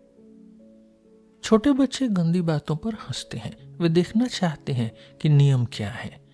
मम्मी पापा गुस्सा करेंगे या हंसेंगे। बड़े होने पर नियम बदल जाते हैं। अब हम धर्म और राजनीति पर हंसते हैं। हंसी के लिए थोड़ा खतरा जरूरी है। जैसे रोलर कोस्टर में मजा आता है, वैसे ही नियमों के साथ खेलने में मजा आता है। अगर खतरा बहुत बड़ा है तो हंसी नहीं आएगी, पर अगर खतरा कम है तो हम हंसते हैं। हमारी हंसी बताती है कि हम नियम को कितना मानते हैं। अगर हम किसी मजाक पर हंसते हैं तो मतलब हम उस नियम को सीरियस नहीं लेते। हम अपनों के दुख पर नहीं हंसते, पर अजनबियों के गिरने पर हंसी आती है। इसे साइकोलॉजिकल डिस्टेंस यानी मनोवैज्ञानिक दूरी कहते हैं। दुख वो है जब मेरी उंगली कटे, हंसी वो है जब आप नाले में गिरे। दुश्मन को चोट लगे तो मजा आता है, दोस्त को चोट लगे तो दुख होता है। हमारी हंसी बताती है कि हम किसे अपना मानते हैं। दोस्तों की खिंचाई प्यार बढ़ाती है, वहां हंसी का मतलब है हम दोस्त हैं। पर अनजान की खिंचाई बुली बन जाती है। हंसी यहाँ एक बहाना बन जाती है, एक एक्सक्यूज, मैं तो बस मजाक कर रहा था। दिमाग यह सब अपने आप करता है, वह रिश्तों को नापने का काम करता है। हंसी हमारे दिल का असली हाल बता देती है। हंसी कभी खुद को समझाना नहीं चाहती, वह तो बस बचना चाहती है। आंख मारना तभी काम करता है जब वो राज हो। मान लीजिए एक 14 साल का बच्चा सेक्स के बारे में सीख रहा है। बड़े लोग इस बारे में खुलकर बात नहीं करते, पर वे इस पर मजाक जरूर करते हैं। बच्चा मजाक सुनकर ही बहुत कुछ समझ जाता है। हंसी वो हदें दिखाती हैं जो लैंग्वेज नहीं दिखा पाती। हंसी से हम सोशल वर्ल्ड की सीमाओं को समझते हैं, इस सामाजिक दुनिया की सीमाओं को। लैंग्वेज बहुत साफ होती है, इसलिए उसमें डर लगता है, पर हंसी में बचने का मौका मिलता है। हंसी सच्ची होती है क्योंकि यह अपने आप आती है। हंसी में ही सच होता है। हंसी से मुकर जाना बहुत आसान है। अगर कोई टोके तो हम कह सकते हैं यह तो बस मजाक था। हमारा दिमाग असली मतलब छुपा कर रखता है। इससे हम कड़वा सच भी मजाक में कह देते हैं। सच कहना है तो लोगों को हंसाइए, वरना वो आपको मार देंगे। लैंग्वेज की शुरुआत एक बड़ा राज है। हम अपनी जिंदगी का 20% हिस्सा बातें करने में बिताते हैं। बातचीत का मेन काम इंफॉर्मेशन शेयरिंग है, जानकारी बांटना। हम सवाल पूछते हैं, हुक्म देते हैं और किस्से सुनाते हैं। यह उंगली से इशारा करने जैसा है, पॉइंटिंग जैसा। लैंग्वेज की वजह से ही इंसान तरक्की कर पाया। पर हमारे एंसेस्टर्स ने लैंग्वेज का इस्तेमाल सिर्फ विज्ञान के लिए नहीं किया, उन्होंने इसका इस्तेमाल जिंदा रहने के लिए किया, सर्वाइवल के लिए। सुनना बहुत सस्ता काम है। इससे हम दूसरों के एक्सपीरियंस से मुफ्त में सीखते हैं। अगर कोई दोस्त शेर देख ले तो उसकी एक आवाज आपकी जान बचा सकती है। पर बोलने की अपनी एक कीमत होती है। पहला, जानकारी पर आपका अकेला हक खत्म हो जाता है। दूसरा, जानकारी इकट्ठा करने में बहुत मेहनत लगती है। तो फिर लोग बोलने के लिए इतने उतावले क्यों रहते हैं? बोलने वाले को क्या फायदा मिलता है? कुछ लोग कहते हैं कि यह अदला बदली है, रेसिप्रोसिटी, यानी मैं तुम्हें कुछ बताऊंगा, तुम मुझे कुछ बताना। पर इसमें कुछ पजल्स हैं। लोग बातों का हिसाब नहीं रखते। हम चुप रहने वाले दोस्तों से नाराज नहीं होते। हम सुनने से ज्यादा बोलने के लिए बेताब रहते हैं। हम अक्सर दूसरों की बात काट कर खुद बोलना चाहते हैं। सुनने के लिए कान बंदरों जैसे ही हैं, पर बोलने के लिए हमारा मुंह और गला बहुत बदल गया है। इससे पता चलता है कि बोलने में सुनने से ज्यादा फायदा है। हम अपनी जानकारी दूसरों को देकर अपनी इज्जत, अपना रुतबा, अपना स्टेटस बढ़ाना चाहते हैं। मिलर और डिसाले एक नई बात बताते हैं। बातचीत सिर्फ जानकारी, सिर्फ इंफॉर्मेशन बांटना नहीं है। बोलना असल में खुद को दिखाने का तरीका है, शोइंग ऑफ है। बोलने वाला अपनी बातों से दूसरों को इंप्रेस करना चाहता है। इससे समाज में उसकी इज्जत, उसका सोशल स्टेटस बढ़ता है। मिलर कहते हैं, हम पार्टनर को इंप्रेस करते हैं। डिसाले कहते हैं, हम नए साथी बनाना चाहते हैं। पार्टनर भी एक तरह का खास साथी ही होता है। मान लीजिए आपके पास एक जादुई बैग है। इसमें बहुत सारे औजार भरे हुए हैं। आप दूसरों को इन औजारों की कॉपी दे सकते हैं। जानकारी बांटना भी औजार देने जैसा है। जब आप किसी से मिलते हैं तो दो बातें हो सकती हैं। या तो आप सिर्फ औजारों का सौदा करना चाहते हैं यानी ट्रेड, या फिर आप उसे अपना पक्का साथी बनाना चाहते हैं। सौदा यानी ट्रेड करने वाले को सिर्फ नए औजार से मतलब है, पर साथी बनाने वाले को आपके पूरे बैग से मतलब है। वह देखना चाहता है कि आपके बैग में क्या क्या है। बातचीत में भी ऐसा ही होता है। हम दूसरों को परखते हैं। बोलने वाला दिखाना चाहता है कि उसका बैग भरा है। आप बहुत सारी बातें जानते हो सकते हैं या बहुत समझदार हो सकते हैं। सुनने वाले को आपके बैग की क्वालिटी देखनी है। अगर आपके पास बहुत जानकारी है तो आप अच्छे साथी बनेंगे। लोग आपके औजारों से ज्यादा आपके बैग के दीवाने हैं। हर बात के दो मतलब होते हैं। पहला है असली बात, जैसे यह नई खबर है। दूसरा है छुपा हुआ मतलब, जैसे मैं वह इंसान हूं जिसे सब पता है। कभी कभी छुपा हुआ मतलब ज्यादा जरूरी होता है। ऑफिस के इंटरव्यू में ऐसा ही होता है। वहां आपकी जानकारी से ज्यादा आपकी अकल देखी जाती है। हर बातचीत एक छोटा इंटरव्यू है। हम दोस्त, लवर या लीडर बनने के लिए अप्लाई करते हैं। दिखने में यह जानकारी बांटना है, पर अंदर से यह शो ऑफ है। प्यार के खेल में बातें करना बहुत जरूरी है। बच्चा होने से पहले कपल लाखों शब्द बोलते हैं। हम बातों से अपने पार्टनर को समझते हैं। शेक्सपियर की कविताएं उनकी काबिलियत दिखाती हैं। नेताओं के लिए भी बोलना एक बड़ी ताकत है। हम हमेशा समझदार बोलने वाले को ही अपना नेता चुनते हैं। अच्छा लैंग्वेज को परिंदों के सुंदर पंख कहा गया है। सादा बोलना उतना इंप्रेस नहीं करता। यह बैग वाली बात पुरानी पहेलियों को सुलझाती है। लोग सुनने से ज्यादा बोलना क्यों चाहते हैं? क्योंकि बोलने से आप अपने बैग के औजार दिखाते हैं। इसमें कोई उधारी नहीं होती। बोलना अपने आप में एक इनाम है। पर बातचीत में मुद्दे की बात क्यों जरूरी है? क्योंकि रटी रटाई बातें सुनाना बहुत आसान है। मुद्दे की बात यानी रेलेवेंस करना आपकी असली अकल को दिखाता है। लोग चाहते हैं कि आपके पास बैग में पूरा शोरूम हो। हम जानकारी देने वाले की इज्जत करते हैं। हम उन्हें अपना साथी बनाना चाहते हैं। प्रेस्टीज या रुतबे का मतलब है कि साथी के तौर पर आपकी कीमत। अच्छा बोलना आपके प्रेस्टीज को बढ़ाता है। बड़े लोगों के साथ रहने से भी आपकी इज्जत बढ़ती है। पुराने जमाने में यह सब आमने सामने होता था। आजकल टीवी और इंटरनेट से भी यह खेल चलता है।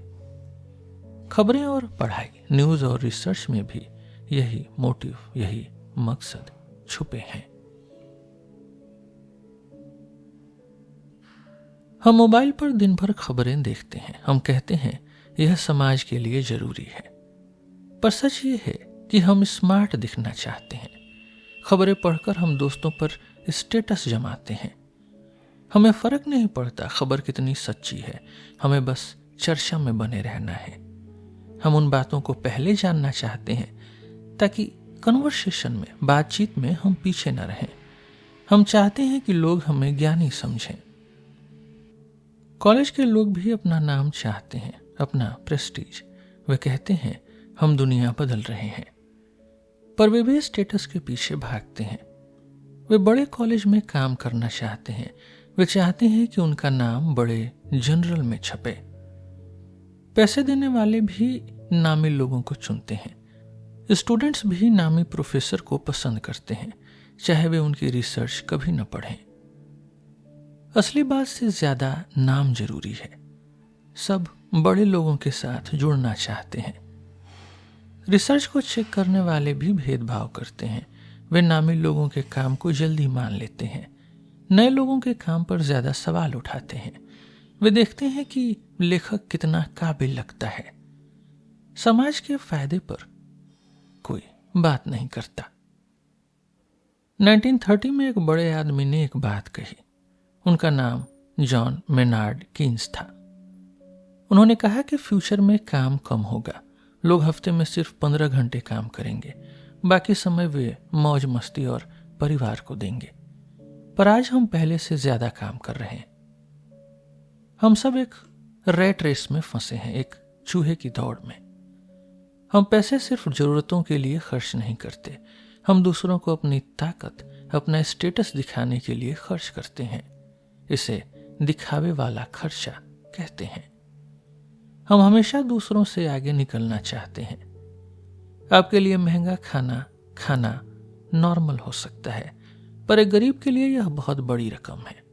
हम अक्सर होटल में फालतू खर्चा करते हैं ताकि समाज में हमारी इज्जत, हमारा स्टेटस बना रहे। लोग इको फ्रेंडली चीजें क्यों खरीदते हैं? वे कहते हैं कि वे इन्वायरमेंट बचा रहे हैं, पर असली मोटिव अपना स्टेटस बढ़ाना है। एक एक्सपेरिमेंट ने यह साबित किया है, लोग पब्लिक में ज्यादा अच्छी चीजें खरीदते हैं, अकेले में वे सस्ता और मजेदार सामान चुनते हैं। प्रियस कार का डिजाइन बहुत अलग है ताकि सड़क पर सबको दिखे कि आप अच्छे हैं। यह दिखावे वाली भलाई का एक एग्जाम्पल है। टोपी पहनना मतलब आप किसी टीम के फैन हैं। नया फोन मतलब आप बहुत अपडेटेड हैं, ट्रेंडी हैं। रूबिक्स क्यूब मतलब आप होशियार हैं। घूमने जाना यानी ट्रेवल भी एक सिग्नल है। हम फोटो डालकर सबको अपना स्टेटस दिखाते हैं। सोचिए, एक एलियन धरती पर आता है, वह एक जादुई बटन दबा देता है। अब कोई किसी का सामान नहीं देख पाएगा, मतलब हम दूसरों के सामान को जज नहीं करेंगे। अब क्या होगा? लोग महंगे गहने पहनना छोड़ देंगे, लोग ऑफिस में पजामा पहनकर जाएंगे, लोग छोटे और सस्ते घर लेंगे। सजावट पर पैसा बर्बाद नहीं होगा। हमारा खर्चा ज्यादातर दूसरों की नजरों के लिए है। यही हमारे दिमाग का छुपा हुआ सच है। सामान न देख पाने से वैरायटी कम हो जाएगी। हम सब आरामदायक कपड़े पहनेंगे, कंफर्टेबल कपड़े। हम सब एक जैसे कपड़े पहनेंगे। अलग दिखना भी एक तरह का दिखावा है। हम दूसरों से अलग दिखने के लिए कपड़े चुनते हैं। अगर दिखावा खत्म हुआ तो सब एक जैसा पहनेंगे। एक जैसा सामान बनाना बहुत सस्ता पड़ता है। कंपनी को एक बार डिजाइन बनाना पड़ता है। लाखों पीस बनाने से खर्चा कम हो जाता है। जैसे काली टी शर्ट बहुत सस्ती मिलती है, पर खुद का डिजाइन वाली टी शर्ट महंगी होती है। दिखावे की वजह से हम महंगा सामान खरीदते हैं। एडवर्टाइजिंग यानी विज्ञापन हमें सामान खरीदने के लिए मनाता है। कुछ एडवर्टीजमेंट्स सिर्फ जानकारी देते हैं, सिर्फ इंफॉर्मेशन, जैसे सामान कहाँ मिलेगा और कीमत कितनी है। कुछ एडवर्टाइजमेंट्स अच्छे होने का वादा करते हैं, जैसे डिज्नी भरोसेमंद फिल्में बनाता है। मगर लाइफस्टाइल एडवर्टीजमेंट्स थोड़े अलग होते हैं, जैसे समुद्र किनारे बियर वाला एडवर्टीजमेंट। यह स्वाद नहीं, एक फीलिंग बेचते हैं। ये विज्ञापन बियर को मौज मस्ती से जोड़ देते हैं। इसे ब्रेन वॉशिंग या दिमाग धोना भी कह सकते हैं। हमें लगता है कि हम बेवकूफ नहीं बनेंगे, पर हमें लगता है कि दूसरे बदल जाएंगे। इसे थर्ड पर्सन इफेक्ट कहते हैं। अगर सब सोचेंगे कि यह बियर कूल है तो आप भी पार्टी में वही बियर ले जाएंगे। BMW सबको अपना स्टेटस दिखाना चाहती है, इसलिए वह गरीबों को भी अपने एडवर्टीजमेंट्स दिखाती है, ताकि जब आप कार चलाएं तो सब जलें। विज्ञापन समाज में सामान की स्टेटस बनाता है। इंसान भी एक तरह का जानवर ही है। हम अक्सर यह बात भूल जाते हैं। हम हजारों सालों से आर्ट बना रहे हैं। गुफाओं की दीवारों पर पुरानी पेंटिंग्स मिली हैं। दुनिया के हर कल्चर में आर्ट मौजूद है।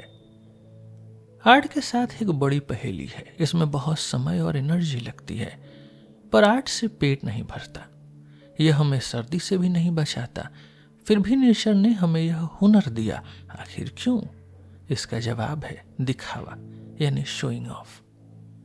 हम दूसरों को अपनी ताकत दिखाने के लिए आर्ट बनाते हैं।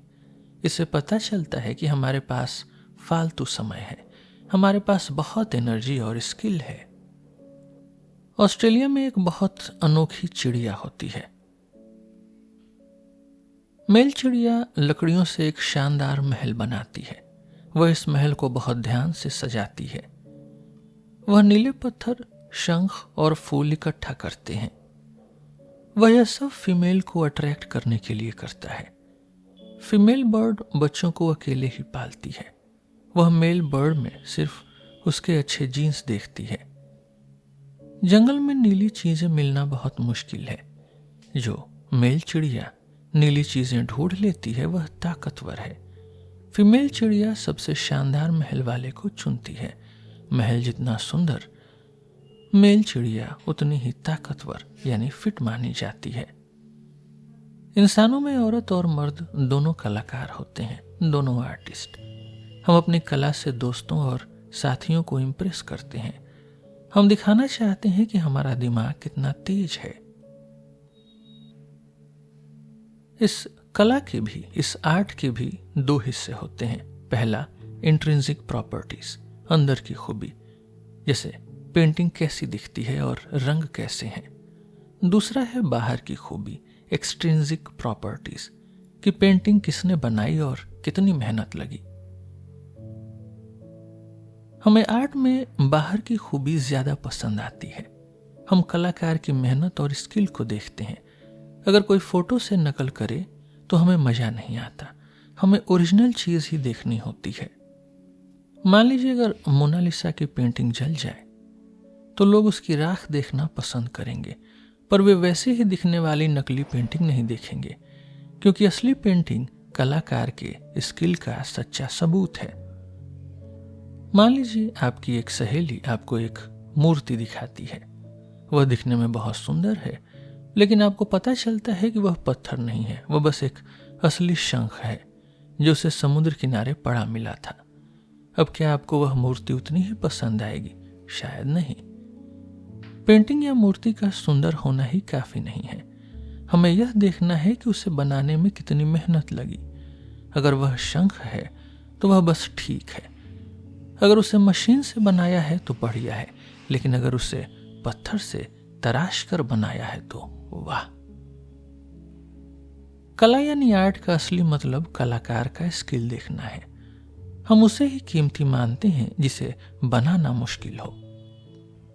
कलाकार अपनी काबिलियत दिखाने के लिए मुश्किल तरीके चुनता है। वह ऐसी चीज बनाता है जिसे कमजोर लोग नहीं बना सकते। फिल्म बनाना नाटक से ज्यादा आसान है। फिल्म में डायरेक्टर बार बार रीटेक्स कर सकता है, एडिटर गलतियों को ठीक कर सकता है, लेकिन नाटक में गलती की कोई जगह नहीं होती। इसीलिए लोग नाटक के लिए ज्यादा पैसे देते हैं। लाइव परफॉर्मेंस कलाकार के असली टैलेंट को दिखाता है। जब कला को बनाने का तरीका बदलता है तो हमारी पसंद भी बदल जाती है। पुराने जमाने में झींगा मछली गरीबों का खाना था, क्योंकि वह बहुत ज्यादा मिलता था। आज वह बहुत कम है और बहुत महंगा है। अब वह अमीरों की पहली पसंद बन गया है। धूप में काली त्वचा यानी सन टैन का मतलब पहले मजदूर होता था। अमीर लोग घर के अंदर रहकर खुद को गोरा रखते थे। आज मजदूर फैक्ट्रियों और ऑफिसेस में काम करते हैं। अब धूप में लेटना अमीरी और फुर्सत की निशानी है। मशीनों के आने से पहले हाथ का स्किल, हाथ की हुनर बहुत कीमती थी। तब चीजों का एकदम सही दिखना कलाकार की जीत थी। पर अब मशीनें हर चीज को एकदम परफेक्ट बना देती हैं। अब बाजार में मशीन से बनी सस्ती चीजों की भीड़ है, इसलिए अब लोग हाथ से बनी यानी हैंडमेड चीजों की कमियां भी पसंद करते हैं। चांदी की चम्मच, सिल्वर स्पून और एल्युमिनियम की चम्मच एक ही काम करती हैं, पर चांदी की चम्मच बहुत महंगी होती है क्योंकि उसे बनाना मुश्किल है और वह कीमती है।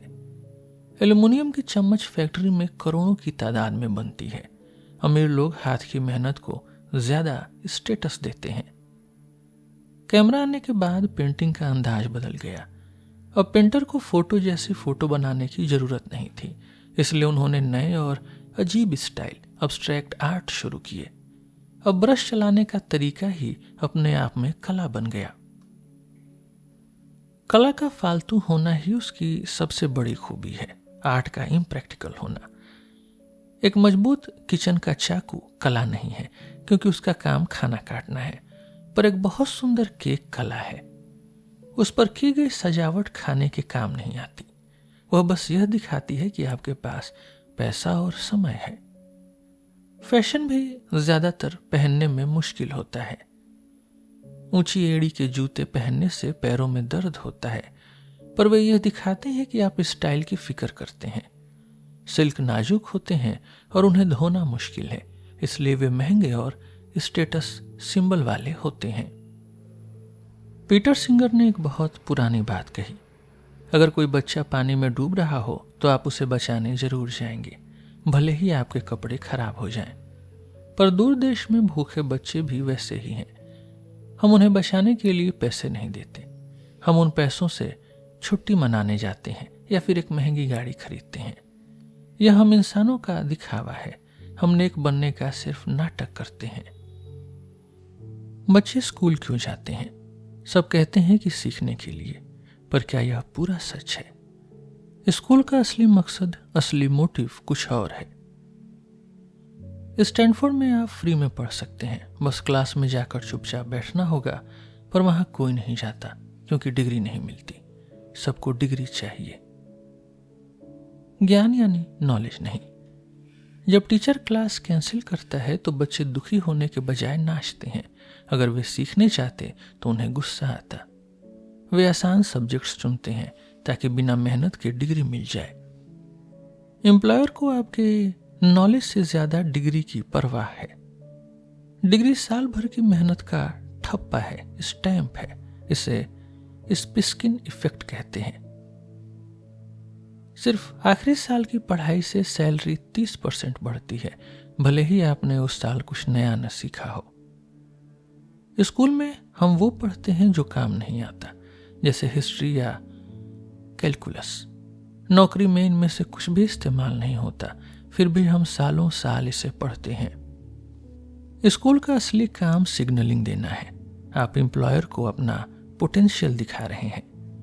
डिग्री बताती है कि आप स्मार्ट हैं, यह बताती है कि आप मेहनती हैं, आप नियम मानने वाले इंसान हैं। हीरे को चमकाना मतलब सीखना, सर्टिफिकेट लेना मतलब डिग्री पाना है। ज्यादातर स्कूल सिर्फ सर्टिफिकेट बांटते हैं। आपके बायोलॉजी का ग्रेड नॉलेज नहीं दिखाता, यह दिखाता है कि आप समय पर काम करते हैं। एम्प्लॉयर को ऐसे ही लोग चाहिए। यही एजुकेशन का असली और शायद छुपा हुआ सच है। पढ़ाई से व्यक्ति का बेनिफिट होता है, पर देश को इससे बहुत कम फायदा मिलता है। स्कूल एक रेस की तरह है, एक कंपटीशन की तरह। हम सब एक दूसरे को हराना चाहते हैं। यह समाज की भलाई का काम कम है। स्कूल बच्चों के लिए डे केयर जैसा है। कॉलेज में लोग नए दोस्त बनाते हैं, वहीं लोग अपने लिए पार्टनर भी ढूंढते हैं। वहां लोग मौज मस्ती करने जाते हैं। हम इसे खुद को सुधारना कहते हैं। स्कूल सरकार का प्रोपेगेंडा बढ़ाते हैं। वे देशभक्ति सिखाकर वफादार नागरिक बनाते हैं। सरकारें लोगों को कंट्रोल में रखना चाहती हैं, इसलिए वे स्कूलों पर बहुत पैसा खर्च करती हैं। स्कूल हमें पालतू बनाना सिखाता है। वर्कप्लेस में चुपचाप बैठना बहुत मुश्किल है। हजारों साल पहले इंसान एकदम आजाद थे। अब हमें घंटों एक जगह बैठना पड़ता है। टीचर हमें ऑर्डर्स मानना सिखाते हैं। स्कूल हमें सभ्य भी बनाता है, सिविलाइज्ड। यह हमें मैनर्स और सफाई सिखाता है, पर इससे हमारी सीखने की भूख, हमारी क्यूरियोसिटी मर जाती है। हम बस एक बड़ी मशीन के पुर्जे बन जाते हैं। राजनीति यानी पॉलिटिक्स सिर्फ ऑफिस की बातें नहीं है। यह देश को सही रास्ता दिखाने के लिए है। लोग वोट क्यों देते हैं? क्या हम सच में देश की भलाई चाहते हैं, देश का वेलफेयर? एक नेक इंसान, एक डू राइट का एग्जाम्पल लीजिए। वह सिर्फ समाज की भलाई के लिए काम करता है। वह अपना कोई प्राइवेट बेनिफिट नहीं देखता, पर असल में हम इंसान ऐसे नहीं हैं। वोट देने में मेहनत और समय लगता है। आपके एक वोट से जीत का चांस कम है। यह करोड़ों में एक चांस होता है, फिर भी लोग लाइन में लगकर वोट देते हैं। कुछ लोग वहां भी वोट देते हैं जहां रिजल्ट तय है। उन्हें पता है कि उनके वोट से फर्क नहीं पड़ेगा। इसका मतलब वोट देने का असली मकसद, असली मोटिव कुछ और है। बहुत से वोटरों को सही इंफॉर्मेशन नहीं होती। उन्हें अपने नेता का नाम भी नहीं पता होता। उन्हें बजट के बारे में सही पता नहीं है। लोग वर्क से ज्यादा ड्रामा देखते हैं। हम सिर्फ अपनी टीम को जिताना चाहते हैं। पॉलिटिक्स में हम बहुत इमोशनल हो जाते हैं। हम दूसरों की बात सुनना नहीं चाहते। हम अपनी मिस्टेक मानने को तैयार नहीं होते। वफादारी के लिए त्याग जरूरी है। लॉयल्टी के लिए सेक्रीफाइस जरूरी है। सीधा और आसान काम लॉयल्टी नहीं दिखाता। वोट देना समय की बर्बादी लगता है, पर यह समाज में स्टेटस बढ़ाता है। हम अक्सर अपनी खूबियों का बखान करते हैं, प्रेज करते हैं, पर पीछे कुछ और ही मकसद होता है। दिमाग के इस हाथी को देखना मुश्किल है। हम खुद को धोखा देना पसंद करते हैं ताकि हम दूसरों के सामने अच्छे लगें। इस सच को जानने के बहुत फायदे हैं। पहला है दुनिया की गहरी समझ, अवेयरनेस। सब कहते हैं मैं आपकी मदद कर रहा हूं। नेता और बॉस यही राग अलापते हैं, पर उनके पीछे छुपे स्वार्थ को पहचाने। फालतू मीटिंग्स सिर्फ स्टेटस दिखाने के लिए हैं। महंगी दवाई सिर्फ शो ऑफ करने के लिए हैं। एड्स आपको नहीं, आपके दोस्तों को अट्रैक्ट करते हैं। दूसरों को जज करना बहुत आसान है, पर अपनी कमियों को देखना सबसे जरूरी है। हमारा दिमाग, हमारा ब्रेन हमें सच नहीं देखने देता। आप भी वो बोरिंग दोस्त हो सकते हैं जो दूसरों को बिना वजह सलाह देता है। खुद का सच जानना ह्यूमिलिटी लाता है, विनम्रता। जब हम अपनी सच्चाई जान लेते हैं तो हम बेहतर इंसान बन सकते हैं। शो ऑफ के बजाय सही मदद चुने, जैसे ऐसी जगह दान दे जहां सच में जरूरत हो। अच्छे लोगों के साथ रहने से नीयत बदलती है। अपने स्वार्थ, अपने सेल्फ इंटरेस्ट को सही काम से जोड़े। खुद का भला दूसरों के साथ जुड़ा है। दूसरों की मदद करना आपके लिए अच्छा है। इससे समाज में आपका स्टेटस बढ़ता है। दिखावा यानी हिपोक्रेसी बुराई पर लगने वाला टैक्स है। यह हमें पूरी तरह बुरा बनने से रोकता है। आइडियल्स रखना जरूरी है, चाहे हम फेल हो जाएं। बड़ी बड़ी पॉलिसीज बनाने वालों को इस हाथी को समझना चाहिए। वे अक्सर सिर्फ सरफेस गोल्स देखते हैं।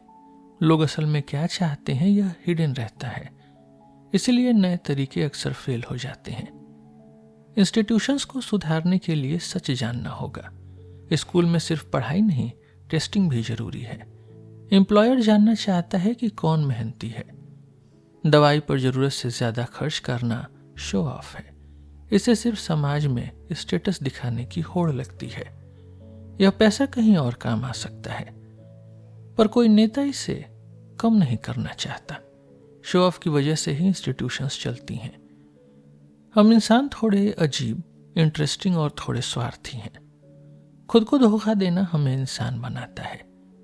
किताबों के किरदारों की तरह हम भी गहरे हैं, भले ही हमारे पीछे के मकसद, मोटिव्स स्वार्थी हों, पर हम साथ मिलकर बहुत अच्छा काम करते हैं। आज के लिए बस इतना ही। हम फिर मिलेंगे आपसे एक नए एपिसोड में एक नई किताब के साथ। मेरा नाम है रोहित और आप सुन रहे थे सिलेबस विथ रोहित। धन्यवाद।